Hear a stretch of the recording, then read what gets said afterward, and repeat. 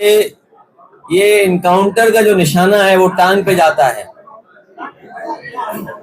और हमारे पत्रकार साथियों से कहूंगा, अंग्रेजी का एक अखबार था, प्रतिष्ठित अखबार, उसने कहा कि 18,000 इनकाउंटर हुए उत्तर प्रदेश में, जिसमें 200 जाने गई हैं, जो दावा है सरकार का।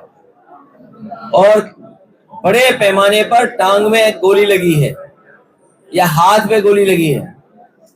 इसका नाम दिया है हाफ इनकाउंटर या टांग पे गोली वाला इनकाउंटर। ये जितने भी टांग पर गोली वाले इनकाउंटर हैं, ये सब फर्जी इनकाउंटर हैं। और ये मैं नहीं कह रहा हूं, मेरे साथ साथ अंग्रेजी के एक अखबार प्रतिष्ठित है, उसने कहा कि 18,000 इनकाउंटर उत्तर प्रदेश में हो चुके हैं। और कल ही मैं एक वरिष्ठ पत्रकार को सुन रहा था, वो कह रहे थे कि 10,000 इनकाउंटर हुए हैं ऐसे। और अगर इनकाउंटर से ही कानून व्यवस्था सुधर रही होती तो हमारे कंजौर के लोगों को बताओ, एक दलित बेटी को फांसी के फंदे पर लटकना पड़ा। आप सब जानते हैं, एक दलित बेटी, उसको न्याय नहीं मिला, उसकी कहीं सुनवाई नहीं हुई, उसे मजबूरी में फांसी पर लटकना पड़ा। लेकिन ये बात भी है कि फांसी पर लटकी है कि लटकाई गई है, अभी भी उसका खुलासा नहीं हुआ है।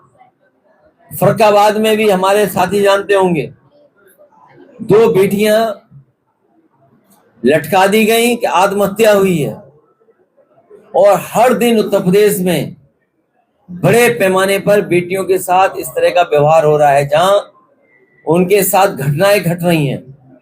और जो सबसे ऑथेंटिक डेटा है एनसीआरबी, अगर हम एनसीआरबी के डेटा को ऑथेंटिक माने तो सबसे ज्यादा असुरक्षित महिलाएं अगर कहीं हैं तो वो उत्तर प्रदेश में हैं। तो क्या इनकाउंटर से कानून व्यवस्था बेहतर हो गई है? क्या इनकाउंटर से हमारी माताएं बहनें सुरक्षित हो गई हैं? और कल तो हद हो गई, स्मार्टफोन दिया सरकार ने और पंडाल के बाहर स्मार्टफोन छीन लिया बदमाशों ने। कहीं ऐसा तो नहीं देने वाले और छीनने वाले में कोई साठगांठ रही हो?